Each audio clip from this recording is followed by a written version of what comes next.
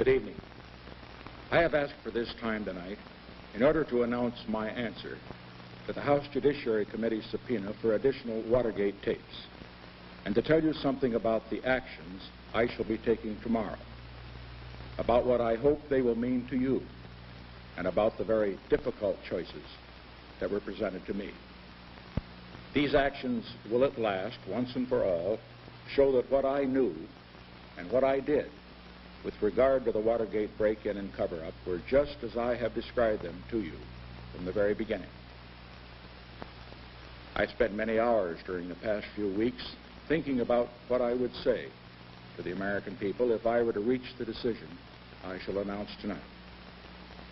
And so my words have not been lightly chosen. I can assure you they are deeply felt. It was almost 2 years ago, in June 1972, that 5 men broke into the Democratic National Committee headquarters in Washington. It turned out that they were connected with my re-election committee, and the Watergate break-in became a major issue in the campaign. The full resources of the FBI and the Justice Department were used to investigate the incident thoroughly. I instructed my staff and campaign aides to cooperate fully with the investigation. The FBI conducted nearly 1,500 interviews. For 9 months, until March 1973, I was assured by those charged with conducting and monitoring the investigations that no one in the White House was involved. Nevertheless, for more than a year, there have been allegations and insinuations that I knew about the planning of the Watergate break-in and that I was involved in an extensive plot to cover it up. The House Judiciary Committee is now investigating these charges. On March 6, I ordered all materials that I had previously furnished to the special prosecutor turned over to the committee. These included tape recordings of 19 presidential conversations and more than 700 documents from private White House files. On April 11, the Judiciary Committee issued a subpoena for 42 additional tapes of conversations, which it contended were necessary for its investigation. I agreed to respond to that subpoena by tomorrow. In these folders that you see over here on my left are more than 1,200 pages of transcripts of private conversations I participated in between September 15, 1972 and April 27 of 1973 with my principal aides and associates with regard to Watergate. They include all the relevant portions of all of the subpoenaed conversations that were recorded. That is, all portions that relate to the question of what I knew about Watergate or the cover-up and what I did about it. They also include transcripts of other conversations which were not subpoenaed, but which have a significant bearing on the question of presidential actions with regard to Watergate. These will be delivered to the committee tomorrow.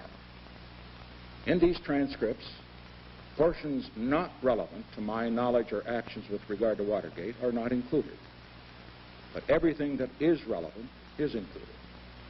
The rough as well as the smooth, the strategy sessions, the exploration of alternatives, the weighing of human and political costs. As far as what the President personally knew and did with regard to Watergate and the cover-up is concerned, these materials, together with those already made available, will tell it all. I shall invite Chairman Rodino and the committee's ranking minority member, Congressman Hutchinson of Michigan, to come to the White House and listen to the actual full tapes of these conversations so that they can determine for themselves beyond question that the transcripts are accurate and that everything on the tapes relevant to my knowledge and my actions on Watergate is included. If there should be any disagreement over whether omitted material is relevant, I shall meet with them personally in an effort to settle the matter. I believe this arrangement is fair, and I think it's appropriate. For many days now, I have spent many hours of my own time personally reviewing these materials. and personally deciding questions of relevancy. I believe it is appropriate that the committee's review should also be made by its own senior elected officials and not by staff employees. The task of Chairman Rodino and Congressman Hutchinson will be made simpler than was mine by the fact that the work of preparing the transcripts has been completed. All they will need to do is to satisfy themselves of their authenticity and their completeness. Ever since the existence of the White House taping system was first made known last summer, I have tried vigorously to guard the privacy of the tapes. I've been well aware that my effort to protect the confidentiality of presidential conversations has heightened the sense of mystery about Watergate and, in fact, has caused increased suspicions of the president. Many people assume that the tapes must incriminate the president or that otherwise he wouldn't insist on their privacy. But the problem I confronted was this. Unless a president can protect the privacy of the advice he gets, he cannot get the advice he needs. This principle is recognized in the constitutional doctrine of executive privilege, which has been defended and maintained by every president since Washington, and which has been recognized by the courts whenever tested as inherent in the presidency. I consider it to be my constitutional responsibility to defend this principle. Three factors have now combined to persuade me that a major unprecedented exception to that principle is now necessary. First, in the present circumstances, the House of Representatives must be able to reach an informed judgment about the president's role in Watergate. Second, I am making a major exception to the principle of confidentiality because I believe such action is now necessary in order to restore the principle itself by clearing the air of the central question that has brought such pressures upon it, and also to provide the evidence which will allow this matter to be brought to a prompt conclusion. Third, in the context of the current impeachment climate, I believe all the American people, as well as their representatives in Congress, are entitled to have not only the facts, but also the evidence that demonstrates those facts. I want there to be no question remaining about the fact that the President has nothing to hide in this matter. The impeachment of a president is a remedy of last resort. It is the most solemn act of our entire constitutional process. Now, regardless of whether or not it succeeded, the action of the House in voting a formal accusation requiring trial by the Senate would put the nation through a wrenching ordeal it has endured only once in its lifetime, a century ago, and never since America has become a world power with global responsibilities. The impact of such an ordeal would be felt throughout the world, and it would have its effect on the lives of all Americans for many years to come. Because this is an issue that profoundly affects all the American people, in addition to turning over these transcripts to the House Judiciary Committee, I have directed that they should all be made public. All of these that you see here. To complete the record, I shall also release to the public transcripts of all those portions of the tapes already turned over to the special prosecutor and to the committee that relate to presidential actions or knowledge of the Watergate affair. During the past year, the wildest accusations have been given banner headlines and ready credence as well. Rumor, gossip, innuendo, accounts from unnamed sources of what a prospective witness might testify to have filled the morning newspapers and then are repeated on the evening newscasts, day after day. Time and again, a familiar pattern repeated itself. A charge would be reported the first day as what it was, just an allegation. But it would then be referred back to the next day and thereafter as if it were true. The distinction between fact and speculation grew blurred. Eventually, all seeped into the public consciousness as a vague, general impression of massive wrongdoing, implicating everybody, gaining credibility by its endless repetition. The basic question at issue today is whether the President personally acted improperly in the Watergate matter. Month after month of rumor, insinuation, and charges by just one Watergate witness, John Dean, suggested that the President did act improperly. This sparked the demands for an impeachment inquiry. This is the question that must be answered, and this is the question that will be answered by these transcripts that I have ordered published tomorrow.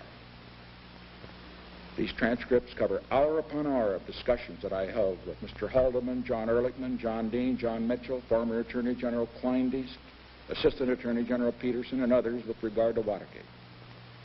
They were discussions in which I was probing to find out what had happened, who was responsible, what were the various degrees of responsibilities, what were the legal culpabilities, what were the political ramifications, and what actions were necessary and appropriate on the part of the President.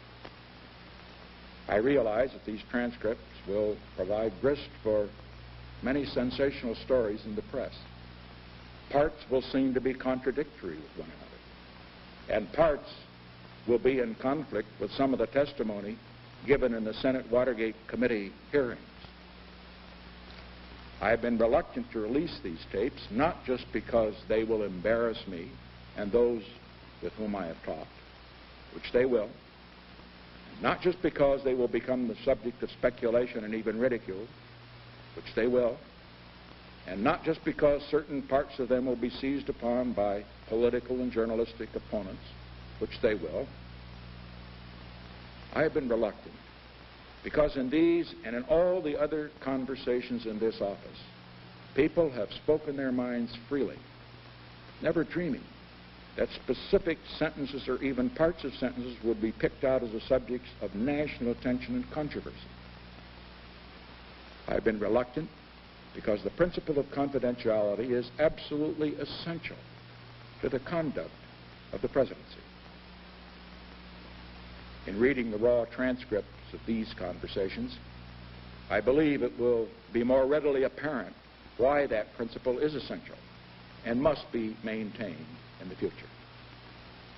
These conversations are unusual in their subject matter, but the same kind of uninhibited discussion, and it is that, the same brutal candor is necessary in discussing how to bring warring factions to the peace table or how to move necessary legislation through the Congress.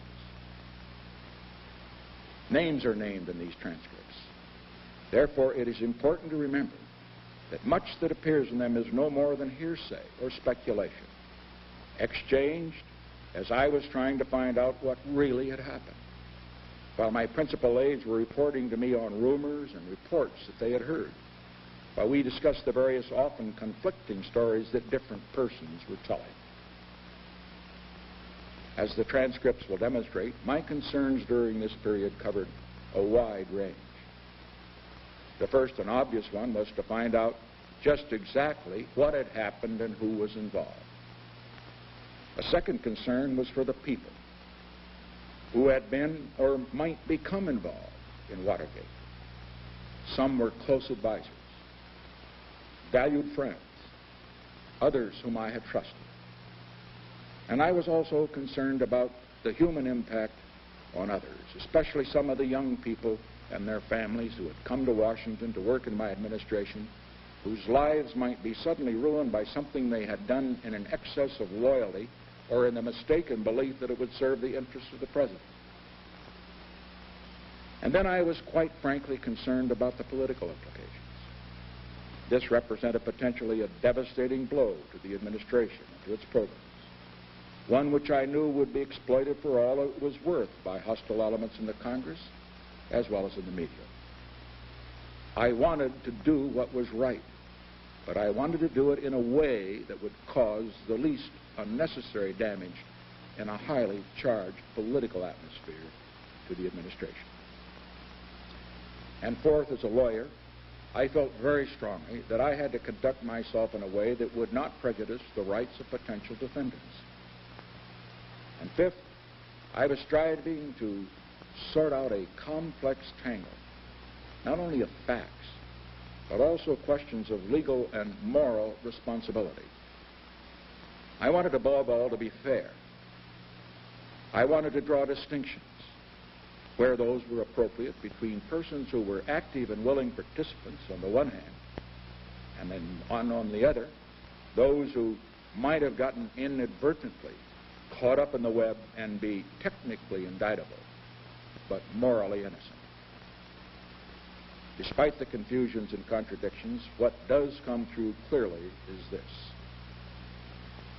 John Dean charged in sworn Senate testimony that I was fully aware of the cover-up at the time of our first meeting on September 15, 1972. These transcripts show clearly that I first learned of it when Mr. Dean himself told me about it in this office on March 21st, some 6 months later. Incidentally, these transcripts, covering hours upon hours of conversation, should place in somewhat better perspective the controversy over the 18-and-a-half-minute gap in the tape of a conversation I had with Mr. Haldeman back in June of 1972. Now, how it was caused is still a mystery to me, and I think to many of the experts as well. But I am absolutely certain, however, of one thing, that it was not caused intentionally by my secretary, Rosemary Woods, or any of my White House assistants. And certainly, if the theory were true, that during those 18-and-a-half minutes, Mr. Haldeman and I cooked up some sort of a Watergate cover-up scheme, as so many have been quick to surmise, it hardly seems likely that in all of our subsequent conversations, many of them are here, which neither of us ever expected would see the light of day, there is nothing remotely indicating such a scheme. Indeed, quite the contrary. From the beginning, I have said that in many places on the tapes there were ambiguities, statements and comments that different people with different perspectives might interpret in drastically different ways. But although the words may be ambiguous, though the discussions may have explored many alternatives, the record of my actions is totally clear now, and I still believe it was totally correct then. A prime example is one of the most controversial discussions, that with Mr. Dean on March 21st, the one in which he first told me of the cover-up, with Mr. Haldeman joining us midway through the conversation. His revelations to me on March 21st were a sharp surprise, even though the report he gave to me was far from complete, especially since he did not reveal at that time the extent of his own criminal involvement. I was particularly concerned by his report that one of the Watergate defendants, Howard Hunt, was threatening blackmail unless he and his lawyer were immediately given $120,000 for legal fees and family support, and that he was attempting to blackmail the White House not by threatening exposure on the Watergate matter, but by threatening to reveal activities that would expose extremely sensitive, highly secret national security matters that he had worked on before Watergate. I probed, questioned, tried to learn all Mr. Dean knew about who was involved, what was involved. I asked more than 150 questions of Mr. Dean in the course of that conversation. He said to me, and I quote from the transcripts directly, "I can just tell from our conversation that these are things that you have no knowledge of." It was only considerably later that I learned how much there was that he did not tell me then. For example, that he himself had authorized promises of clemency, that he had personally handled money for the Watergate defendants, and that he had suborned perjury of a witness. I knew that I needed more facts. I knew that I needed the judgments of more people. I knew the facts about the Watergate cover-up would have to be made public, but I had to find out more about what they were before I could decide how they could best be made public. I returned several times to the immediate problem posed by Mr. Hunt's blackmail threat, which to me was not a Watergate problem, but one which I regarded, rightly or wrongly, as a potential national security problem of very serious proportions. I considered long and hard whether it might in fact be better to let the payment go forward, at least temporarily, in the hope that this national security matter would not be exposed in the course of uncovering the Watergate cover-up. I believed then, and I believe today, that I had a responsibility as president to consider every option, including this one, where production of sensitive national security matters was at issue, protection of such matters. In the course of considering it, and of just thinking out loud, as I put it at one point, I several times suggested that meeting Hunt's demands might be necessary. But then, I also traced through where that would lead. The money could be raised, but money demands would lead inescapably to clemency demands, and clemency could not be granted. I said, and I quote directly from the tape, "It is wrong, that's for sure." I pointed out, and I quote again from the tape, "But in the end, we are going to be bled to death.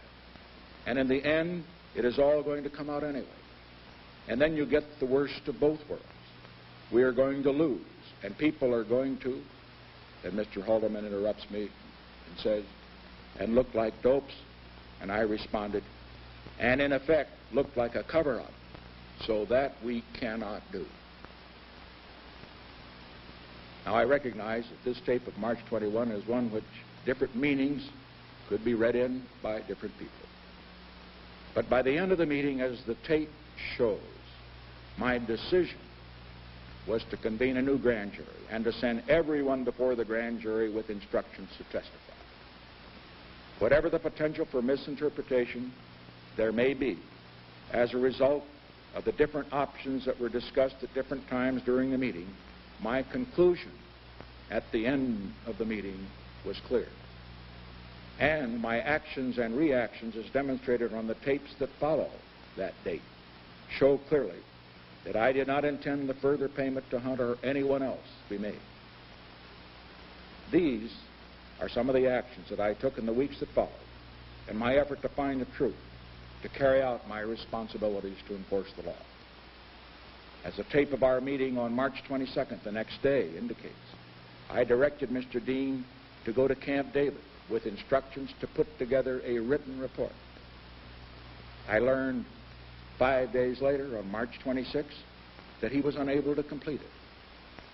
And so on March 27, I assigned John Ehrlichman to try to find out what had happened, who was at fault, and in what ways, and to what degree. One of the transcripts I'm making public is a call that Mr. Ehrlichman made to the Attorney General on March 28, in which he asked the Attorney General to report to me, the President, directly any information he might find indicating possible involvement of John Mitchell or by anyone in the White House. I had Mr. Haldeman separately pursue other independent lines of inquiry.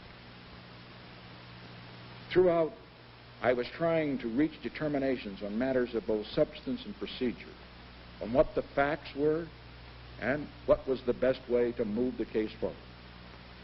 I concluded that I wanted everyone to go before the grand jury and testify freely and fully. This decision, as you will recall, was publicly announced on March 30, 1973. I waived executive privilege in order to permit everybody to testify. I specifically waived executive privilege with regard to conversations with the President, and I waived the attorney-client privilege with John Dean in order to permit him to testify fully and, I hope, truthfully. Finally, on April 14th, 3 weeks after I learned of the cover-up from Mr. Dean, Mr. Ehrlichman reported to me on the results of his investigation. As he acknowledged, much of what he had gathered was hearsay, but he had gathered enough to make it clear that the next step was to make his findings completely available to the Attorney General, which I instructed him to do. The next day, Sunday, April 15, Attorney General Kleindienst asked to see me, and he reported new information which had come to his attention on this matter. And although he was in no way whatever involved in Watergate, because of his close personal ties not only to John Mitchell but to other potential people who might be involved, he quite properly removed himself from the case. We agreed that Assistant Attorney General Henry Peterson, the head of the criminal division, a Democrat and career prosecutor, should be placed in complete charge of the investigation. Later that day, I met with Mr. Peterson. I continued to meet with him, to talk with him, to consult with him, to offer him the full cooperation of the White House. As you will see from these transcripts, even to the point of retaining John Dean on the White House staff for an extra 2 weeks after he admitted his criminal involvement, because Mr. Peterson thought that would make it easier for the prosecutor to get his cooperation in breaking the case, if it should become necessary to grant Mr. Dean's demand for immunity. On April 15, when I heard that one of the obstacles to breaking the case was Gordon Liddy's refusal to talk, I telephoned Mr. Peterson and directed that he should make clear, not only to Mr. Liddy, but to everyone that, and now I quote directly from the tape of that telephone call, as far as the President is concerned, everybody in this case is to talk and to tell the truth. I told him, if necessary, I would personally meet with Mr. Liddy's lawyer to assure him that I wanted Liddy to talk and to tell the truth. From the time Mr. Peterson took charge, the case was solidly within the criminal justice system, pursued personally by the nation's top professional prosecutor with the active personal assistance of the President of the United States. I made clear there was to be no cover-up. Let me quote just a few lines from the transcripts. You can read them to verify them, so that you can hear for yourself the orders I was giving in this period. Speaking to Haldeman and Ehrlichman, I said, "It is ridiculous to talk about clemency." They all knew that. Speaking to Ehrlichman, I said, "We all have to do the right thing. We just cannot have this kind of a business." Speaking to Haldeman and Ehrlichman, I said, "The boil had to be pricked. We have to prick the boil and take the heat. Now that's what we are doing here." Speaking to Henry Peterson, I said, "I want you to be sure to understand that you know we are going to get to the bottom of this thing." Speaking to John Dean, I said, "Tell the truth. That is the thing I have told everybody around here." And then speaking to Haldeman, "And you tell Magruder, now, Jeb, this evidence is coming in. You ought to go to the grand jury. Purge yourself if you're perjured and tell this whole story." I'm confident that the American people will see these transcripts for what they are. Fragmentary records from a time more than a year ago that now seems very distant. The records of a president and of a man suddenly being confronted and having to cope with information which, if true, would have the most far-reaching consequences not only for his personal reputation, but more important, for his hopes, his plans, his goals for the people who had elected him as their leader. If read with an open and a fair mind and read together with the record of the actions I took, these transcripts will show that what I have stated from the beginning to be the truth has been the truth.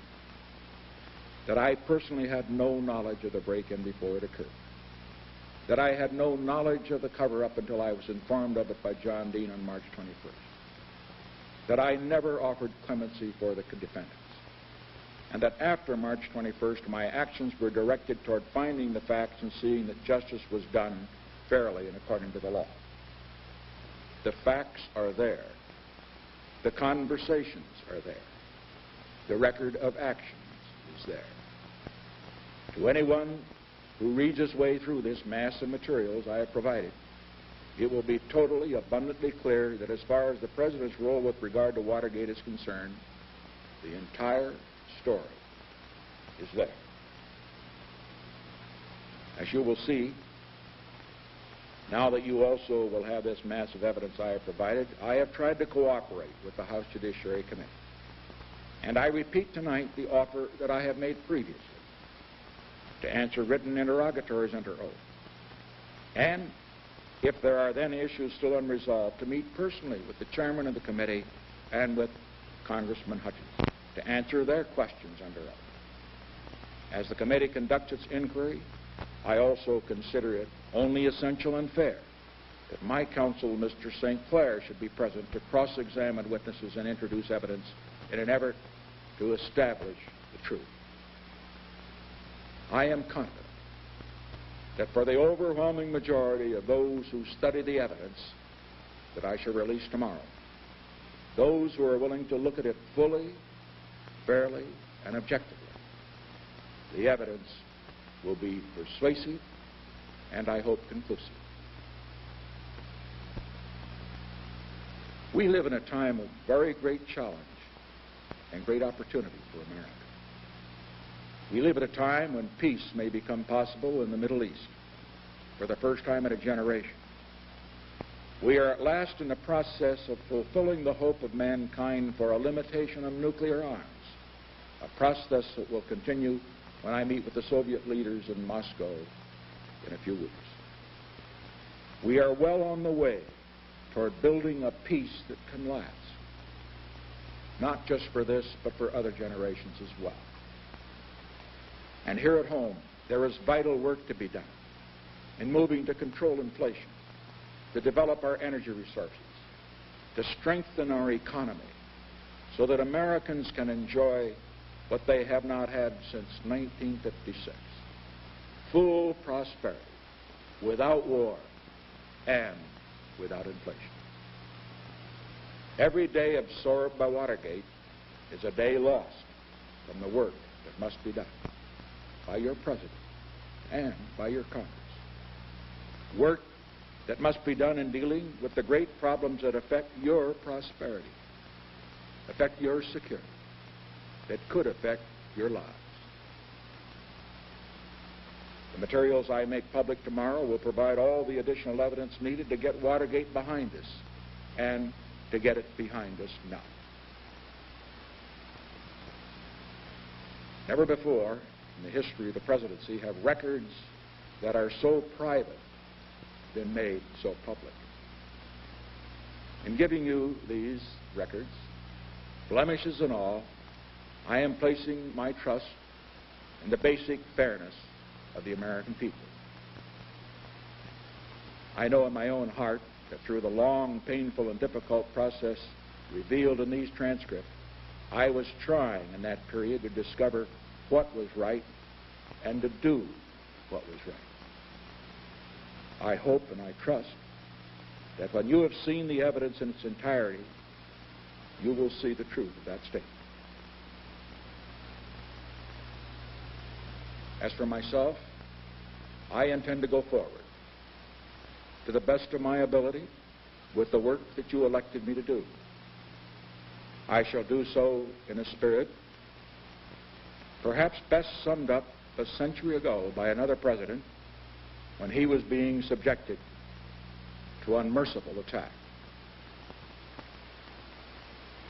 Abraham Lincoln said, "I do the very best I know how, the very best I can, and I mean to keep doing so until the end. If the end brings me out all right, what is said against me won't amount to anything.